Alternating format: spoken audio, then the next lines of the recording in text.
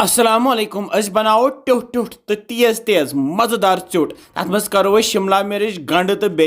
ठूल इस्तेमाल कैंसन मिनटन मज बनन वोल यह चोट यू तुह जरूर पसंद तुह तह बनजो पक्यू करो जल्दी जल्दी शुरू प्लेटस पे नी मे क्या सब्जी ये मज जन बोड़ हूँ शिमला मर्चवांगुन तो बे मे अत थमित तम गंड लकटी लकटी तो बे तम ठूल थमित मे तो बे नील मर्चवांगन क्या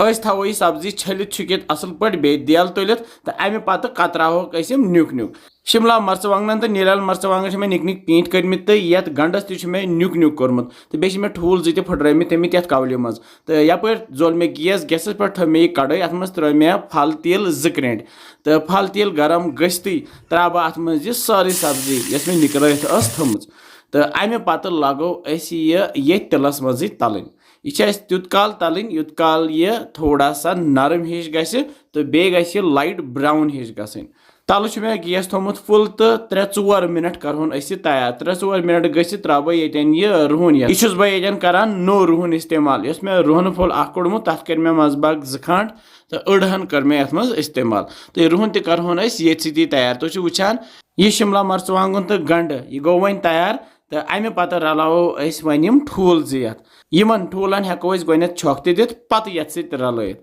तो लगो वन तैयार करें तुत काल तैयार करें युत काल वन यल यल गसन ठूल यल तो अथ सह शिमला मर्चवांगन तो गंड तैयार वुच क्या मिनट गश्ती गो वन यल यह वन लगातार फिर फिर दिन तल मे गैस थोमुत लोत तो कैंसन मिनटन दिमो ये फिर तो त्रो वन क्या मसाल बह त्रा ये 1.5 चमच मर्चवांगन पाउडर बे त्रोस यह बदान पाउडर 1 चमच बे त्रोस नून चमच 1 दोबी दोबी नून कूत तुम खेवान तमे हिसाब त्रो तुम तो लगो वन मसाल ये रलावन वुचो आब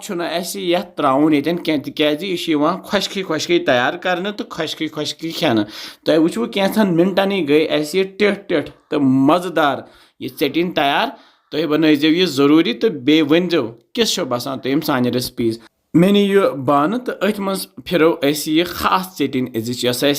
शिमला मर्चवांगनस तो बे गंडस बनो सु त्रोस ठूल तो बे नील मर्चवांगन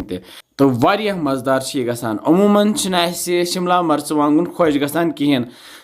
मगर अगर यिथ कन बनावो चटनी सत्य तो वारिया खुश गो तुह बहुत हमेशा कोशिश करान कि बह बनाव तम सिन यम जन वारिया सहल बनावन यम जन सारी हेकन गर बनत तो बेस बह कोशिश करान कि बह कर तम चीज़ इस्तेमाल यम गरी आसान तो वमेद तुह आसनो यम सानि रेसिपीज पसंद दिवान अस समखो बे जल्दी तुह थो पन ख्याल पेहिव रबस हवाल।